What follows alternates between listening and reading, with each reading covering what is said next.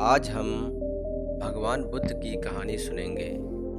जाने कितने देवी देवता, ऋषि मुनि, राजा महाराजा और विद्वान इस पृथ्वी पर जन्म लिया और चले गए, पर इस पृथ्वी पर कई समय से चलती आ रही इस ज्ञान, विज्ञान और संस्कृति को एक नई दिशा देने वाले वो एक ऐसे महान पुरुष थे जिन्होंने तो जन्म मनुष्य योनि में लिया, लेकिन सम्मान, दर्जा और भगवान का मिला।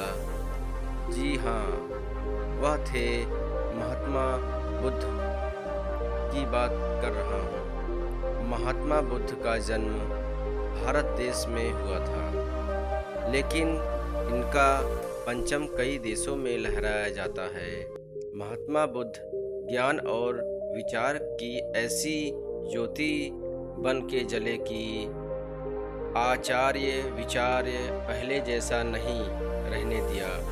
महात्मा बुद्ध जहाँ भी गए वहाँ ज्ञान से सभी को अवगत कराते चले गए और महात्मा बुद्ध राजमहल जैसे सुख तब उनके पास था, तब भी से उनके मन में विचार उमड़ते थे और उनके मन में तरह तरह के जिज्ञासा उत्पन्न होती थी। बुद्ध की जिज्ञासा जब अपने आप से करने लगते तो जिज्ञासा सवाल में बदलती और फिर सवाल तर्क में परिवर्तित होता और फिर तर्क अपनी इस कसौटी पर विकसित हो कर खोजने लगता। फिर उनमें अंधविश्वास को अपने से दूर कर देना। बस इसी कारण बस बालक सिद्धार्थ को बुद्ध बनने के प्रति अग्रसित होते चले गए।